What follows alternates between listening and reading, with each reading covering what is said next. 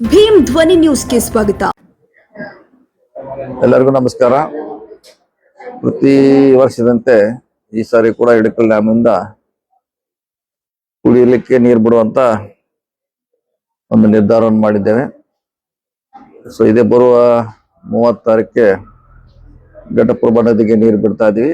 ಅದನ್ನ ಚುನಾವಣಾ commission permission ತಗೊಂಡು ಬಿಡ್ತಾ ಇದೀವಿ. ಸೊ ಇನ್ನು ಎಡದಂಡೆ ಬಲದಂಡೆಗೆ 7ನೇ ತಾರೀಕು ಬಿಡುವಂತ ನಿರ್ಧಾರವನ್ನು ಮಾಡ್ತಾ ಇದೀವಿ. ಸೊ ಈ ನೀರನ್ನ ಪ್ರತಿ ಸಾರಿ ಬಿಡುವಂತೆ ಬಿಡ್ತಾ ಇದೀವಿ. ಈಗ ನಾವು ಈ ನೀರು ಬಿಡಬೇಕಾದ್ರೆ ಇಂದು 6 ತಿಂಗಳಿಂದ ಇದಕ್ಕೆ ಅಲ್ಲಿ ನಾವು ನೀರನ್ನ ಸಂಗ್ರಹಣೆ ಮಾಡಬೇಕಾಗ್ತದೆ.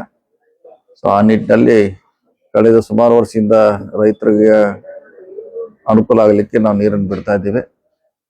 ಇವತ್ತು ಬಿಡ್ತಾ ಇದೀವಿ, ನಾಳೆ ಕೂಡ ಮುಂದೆ ಕೂಡ ನಿಮ್ಮ ಪರವಾಗಿ ನಾವು ಕೆಲಸ ಮಾಡ್ತೀವಿ. ಅದಕ್ಕೆ ಈ ಕುಡಿ ನೀರನ್ನ ಮಿತವಾಗಿ ಉಪಯೋಗ ಮಾಡಬೇಕಂತ ಸಾರ್ವಜನಿಕರಿಗೆ ಮತ್ತು ರೈತರಲ್ಲಿ ಮನವಿ ಮಾಡಿಕೊಳ್ತೀವಿ.